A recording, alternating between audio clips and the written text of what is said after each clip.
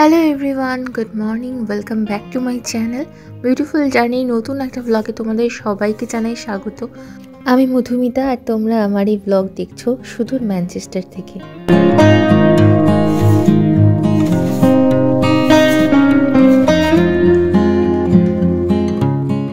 আজকের ওয়েদারটা ভীষণ ভালো, মনে হচ্ছে বসন্ত চলে এসেছে। তবে মাঝে মধ্যেই বৃষ্টি আর বেশ ভালো ঠান্ডাও আছে কিন্তু। তবে এই রোদ দেখে মনটা ভীষণ ভালো হয়েছে। সকালবেলায় উঠে গাছগুলো একবার দেখলাম, এই গাছটা কীরকম ঠান্ডায় লাল হয়ে গেছে। তো রোদ উঠেছে, ভাবছি গাছগুলোকে বাইরে দিয়ে দিই।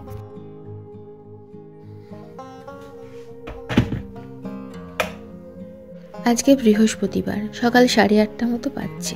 মনোজিৎকে লাঞ্চের জন্য খাবার বানিয়ে দেব। আজকে বানাবো মাশরুমের পরোটা। প্রথমবার বানাচ্ছি মাশরুমের পুর ভরা পরোটা। ফ্রিজে অনেকগুলো মাশরুমের প্যাকেট আছে, সেগুলোকে তো কাজে লাগাতে হবে। তাই জন্যই ভাবলাম মাশরুমের পুর বানিয়ে সেটা দিয়ে পরোটা বানিয়ে মনোজিৎকে লাঞ্চে দেব। তাই গতকাল রাত থেকেই সব কিছু রেডি করেই রেখেছিলাম। জাস্ট এখন পরোটাটা ভাজবো আর ওকে প্যাক করে দিয়ে দেবো। লাঞ্চের সাথে সাথে ব্রেকফাস্টও দিতে হবে, তবে আজকে সেরকম কিছু বানাবো না, তাই জন্য দুধ আর সিরিয়ালস দিচ্ছি, ঝামেলাও নেই সেই জন্য। Hello, good morning. Good morning. Good morning everyone. ঘুম হলো? আজকে কি বার? থার্সডে। বৃহস্পতিবার, থার্সডে। চলো ব্রাশ করে নাও। থেমে যাই, শুধু ওই বল থেমে যাই। রিওর বোতলটা দেখো, আমি দিয়েছিলাম কি বোতল? জলের বোতল। কোন জলের বোতল? রিওর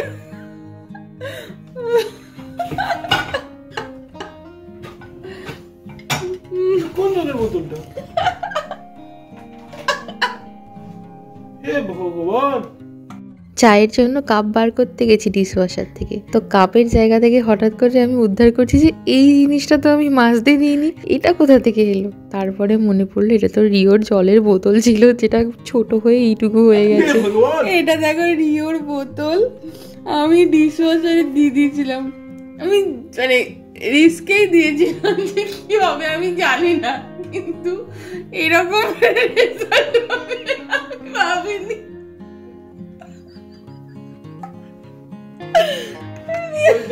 একটা বোতল নতুন হবে আর কি আছে। রিয়া, তোর বোতল কোথায় গেল?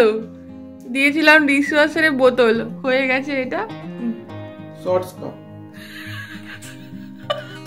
নতুন গ্লাস হয়ে গেছে, এটা গ্লাস। শক্ত বক্ত হয়ে গেছে এখন, মানে এতটা ছোট হয়েছে বোতলটা। সরি রিও, আরে বাহ, আরেকটা নতুন বোতল চলে আসবে মার্কেট থেকে, চিন্তা করছিস কেন?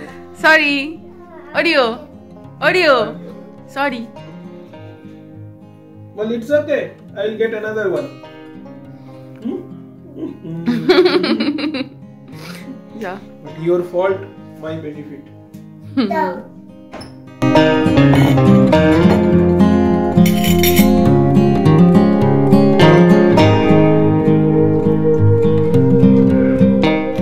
এখানে না দুধ সেরকমভাবে জাল দিয়ে রাখার কোনো প্রয়োজন পড়ে না, কারণ ঠান্ডা।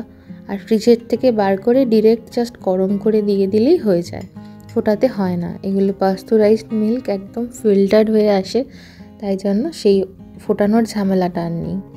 এদিকে রিওর শরবতটাও রেডি করে নিয়েছি।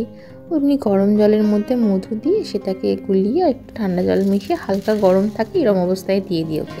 তো তোমাদের বলছিলাম আজকে ব্রেকফাস্টে দুধ সিরিয়ালস খেয়ে যাবে, তো এই গ্র্যানুলাটা এবারে নতুন নিয়ে এসেছি।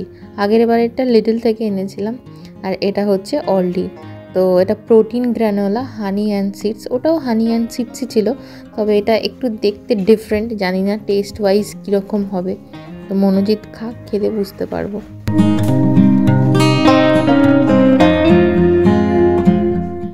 মনোজিতের ব্রেকফাস্ট রেডি করে দিয়েছি, দুধটা মাইক্রোওভেনে একটু গরম করে নিলাম, আর সাথে রিওর শরবতটাও রেডি করে নিয়েছি। তো ওদের দুজনের এই খাবার দাবারগুলো গুছিয়ে রেখে তারপরেই আমি যাব ফ্রেশ হতে, কারণ সকালবেলায় 8:30টায় ঘুম থেকে উঠে তারপরে আমি এগুলো রেডি না করলে আমার অনেকটাই লেট হয়ে যায়। তাই এদেরকে সব রেডি করে দিয়ে তারপরেই আমি যাই ফ্রেশন আপ হতে। রিওর বোতল এখন গ্লাসে পরিণত হয়েছে, এখন দেখো লিখা কেমন, ভালো টেস্ট লাগছে জলটা, অন্যরকম টেস্টি লাগছে। ওদিকে মনোজিতের ব্রেকফাস্ট হয়ে গেছে, ও এখন মিটিংয়ে চলে গেছে, আর আমারও ফ্রেশ হয়ে চলে এসেছি আমি, আর এখন পরোটাটা বানিয়ে নিচ্ছি ওকে লাঞ্চটা প্যাক করে দেবো বলে, তারপরে একটু ধীরে সুস্থে বসে চাটা খাবো। তো দেখো যেহেতু পুরটা অনেকটা বেশি করে দিয়েছিলাম সেই জন্য ফেটে চারিদিক থেকে বেরিয়ে গেছে। কি আর করা যাবে, সবই তো পেটের মধ্যেই যাবে, পেটে বেরিয়ে গেলেও কোনো অসুবিধা নেই, দেখতে একটু খারাপ লাগে এই যে আর কি। তো অল্প অল্প করে তেল দিয়ে এপিট করে মিডিয়াম টু লো আছে ভালো করে ভেজে নিয়েছি।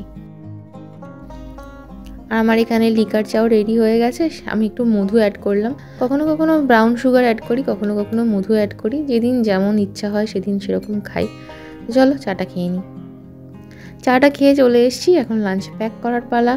তো এরকম আমি একটা বেকিং শিটের মধ্যে পরোটাটা প্যাক করে দেব।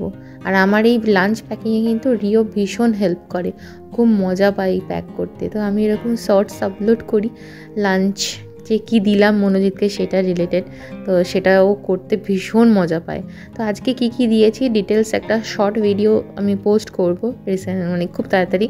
তোমরা প্লিজ দেখো, আর ভালো লাগলে অবশ্যই পাশে থেকো।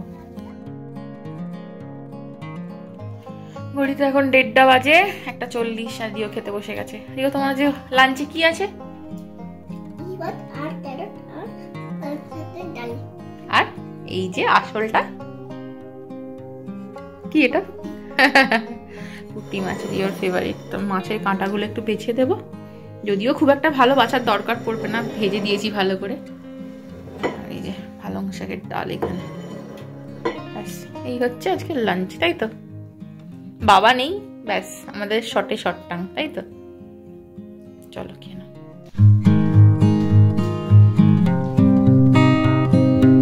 রিওর খাওয়া হয়ে গেছে আর রিও ঘুমিয়েও পড়েছে। আমি স্নান করে এইমাত্র জাস্ট এলাম, এখন একটা ডিম ভাজবো, রুটি তরকারি আছে, সেটা দিয়েই আজকে লাঞ্চ হবে। এতদিন কি হতো, স্নান টান করে আমি আর রিও দুজনে একসাথে খেতে বসতাম, কিন্তু আমি দেখেছি যখনই আমি স্নান করতে চলে যাই ও কিছু না কিছু একটা বার করে খেতে শুরু করে।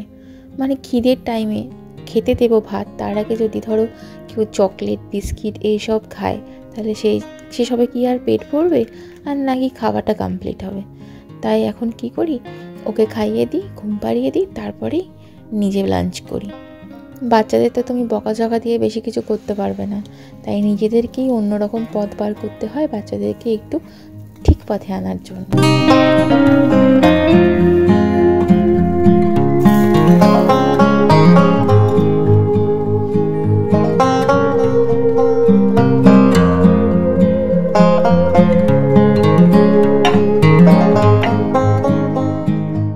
আজকে দুপুরের খাওয়া সেরেই আবার রান্নাঘরে চলে এসেছি।